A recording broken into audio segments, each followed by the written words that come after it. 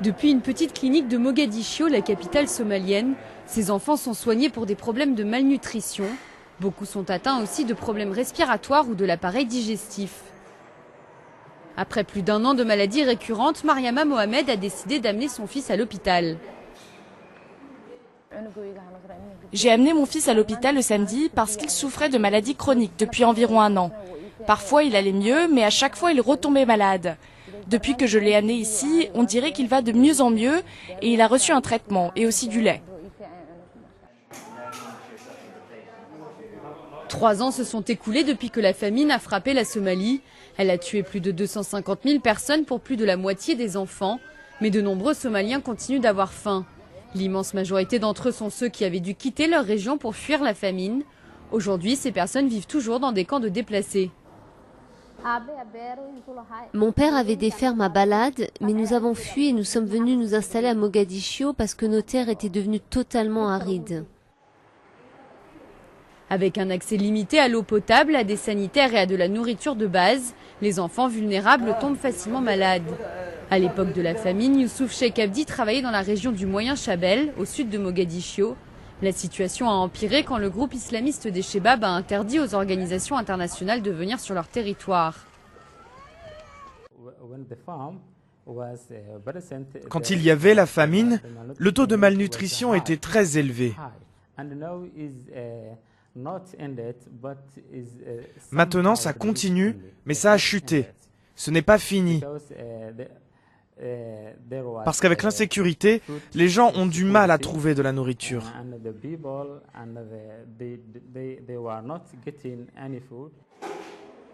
Il y a toujours environ 200 000 enfants souffrant de malnutrition en Somalie. La situation reste critique avec des conflits qui font rage en Syrie, en Irak ou en République centrafricaine. Moins de fonds parviennent en Somalie et donc moins de médicaments.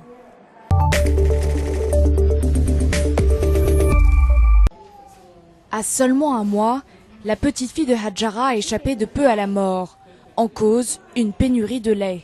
Mal nourrie et très malade, elle a été sauvée de justesse. À sa naissance, elle refusait de téter et il n'y avait plus de lait, donc elle n'avait plus rien. Elle n'arrêtait pas de pleurer. Mais le cas de cette petite fille est loin d'être unique. Dans cet hôpital de la capitale nigérienne, Niamey, les admissions en urgence de bébés pour cause de malnutrition sont monnaie courante. Et cette année, on estime qu'1 million d'enfants nigériens seront affectés.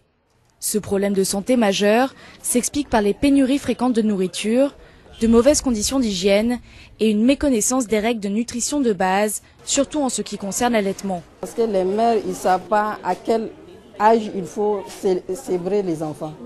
Par exemple, maintenant, selon nos coutumes, dès qu'une femme tombe en grossesse, si elle allaite, systématiquement, c'est la grand-mère qui vient, elle arrache le petit pour l'amener avec lui. C'est surtout la principale cause de la malnutrition, c'est surtout l'ignorance. Le Niger a le taux d'accroissement naturel le plus fort au monde. D'ici 18 ans, sa population de 17 millions de personnes devrait doubler. Pour ceux qui combattent le problème de la malnutrition, l'enjeu est de taille. La réponse médicale doit être adaptée. Avec l'expansion, ça va être une situation insupportable si on se limite seulement au traitement.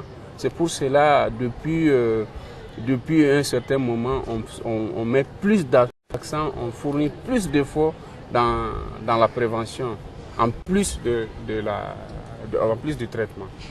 Les associations veulent désormais intensifier la prévention pour changer les mauvaises habitudes transmises de génération en génération. Le petit garçon d'Aïchata a 16 mois. Lui aussi souffre de malnutrition. Désormais tiré d'affaire, il reçoit des compléments alimentaires depuis 3 semaines. Le jour où je l'ai emmené ici, il était malade. Je l'ai emmené au vendeur de médicaments dans la rue et puis je l'ai emmené à l'hôpital. Ils l'ont soigné et merci à Dieu, il se porte bien.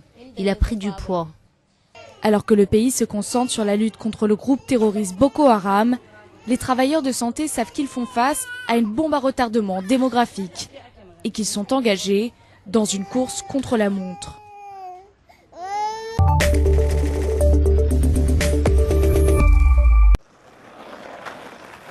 Pour faire du skate à Addis Abeba, il faut endurer les routes trouées et les véhicules en tout genre. Malgré les obstacles, quelques passionnés tentent d'introduire le skateboard dans les rues éthiopiennes.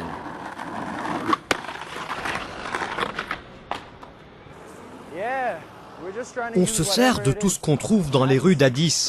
Même si les lieux sont difficiles, on essaye d'en tirer le meilleur. Les planches de skate sont introuvables en Éthiopie. Grâce aux dons venus du monde entier, de l'Autriche aux États-Unis, les skateurs d'Addis ont déjà reçu plus d'une centaine de planches distribuées gratuitement aux enfants de la ville pour développer ce sport.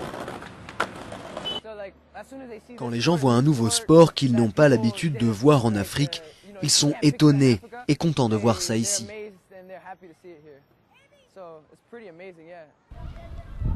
À Chiromeda, un quartier démuni sur les hauteurs de la ville, le skate offre quelques moments d'évasion.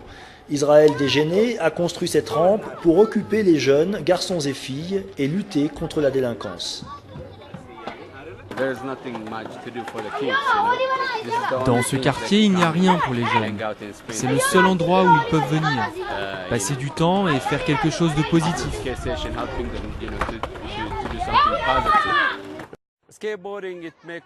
Le skateboard les rassemble, ça crée une communauté.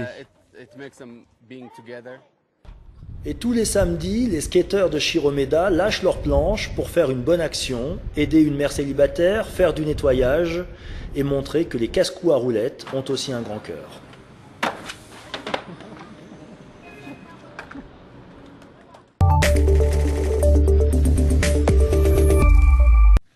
Après un incendie ravageur, Flora a vu sa vie basculer. Il y a un an, sa maison dans la capitale sud-soudanaise Juba a pris feu, emportant sa fille de 4 ans, Gloria. Elle se bat quotidiennement pour faire face à sa perte et pense que cette tragédie aurait pu être évitée si les pompiers étaient arrivés plus vite sur les lieux. Le camion de pompiers est finalement arrivé, mais ne pouvait rien faire parce que la maison s'était écroulée. Il n'avait rien à faire dès lors que le feu se propageait. En pleine guerre civile depuis décembre 2013, le Soudan du Sud a vu son économie s'effondrer à cause des combats et les services publics ne font pas partie des priorités. Au siège de la brigade de Juba, les soldats du feu effectuent des exercices. Ils ont certainement la volonté mais manquent de moyens. Leur seul camion fonctionne à peine. Notre plus gros défi, c'est l'état de notre camion. Il est vieux et on ne peut pas compter dessus. Il cale très souvent et il n'avance plus.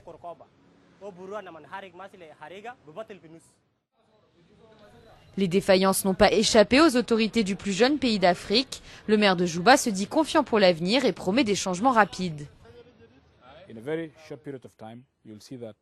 Dans un très court laps de temps, vous verrez que la ville aura un service d'incendie qui sera fonctionnel, une brigade de pompiers qui sera équipée correctement, avec non seulement une structure, mais aussi tout l'équipement nécessaire. Cela va avoir lieu dans les plus brefs délais, car nous travaillons dessus, c'est dans nos agendas. Mais en attendant que cela devienne réalité, les habitants de Juba n'ont d'autre choix que de risquer leur vie au quotidien et de trouver tous les moyens possibles pour éteindre les incendies par leurs propres moyens.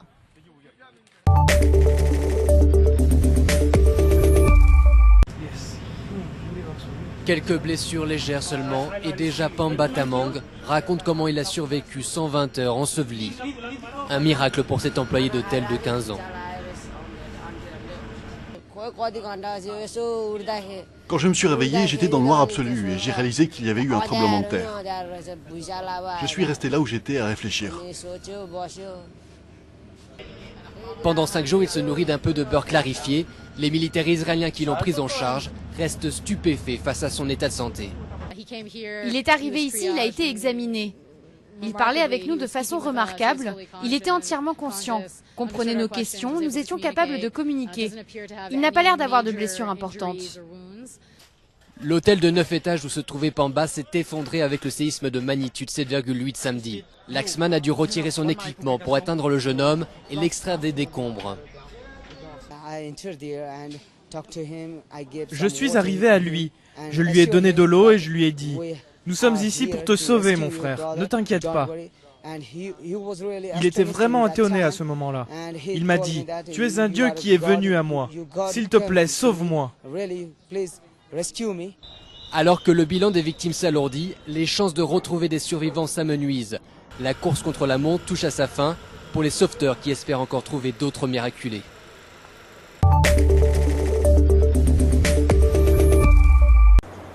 Nous sommes à l'extrême nord de la Californie, dans la plus grande ferme aquacole de l'État. C'est dans cette région que les saumons sauvages du Pacifique viennent pondre leurs œufs en hiver. En temps normal, ces bébés saumons sont relâchés 4 mois plus tard dans la rivière pour commencer leur descente jusqu'à l'océan.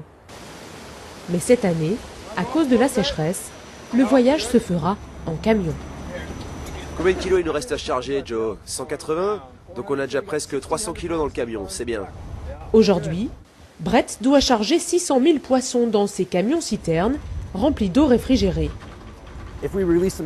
Si on les relâchait ici, ils se retrouveraient dans une rivière avec un niveau trop bas et dans de l'eau trop chaude. Ça engendrerait du stress chez les poissons et surtout il serait très facile pour les prédateurs de les attraper.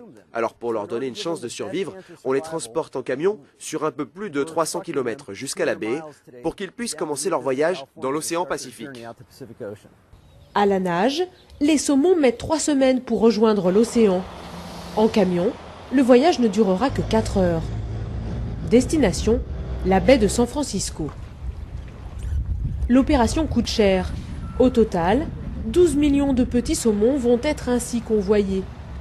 Mais l'enjeu économique est important, car l'industrie de la pêche en Californie rapporte 1,3 milliard d'euros chaque année. Ce n'est pas comme cela qu'on procède d'habitude, mais c'est la meilleure solution qu'on a trouvée dans ces conditions. Au moins, on devrait continuer à avoir des saumons à pêcher dans l'océan. Après quelques heures d'acclimatation dans ces filets, les poissons retrouvent leur liberté. Le Pacifique n'est plus qu'à quelques kilomètres. Seule incertitude, ces jeunes saumons transportés en camion auront peut-être du mal à retrouver leur chemin dans 3 ans, lorsqu'ils devront remonter la rivière pour aller à leur tour pondre leurs œufs.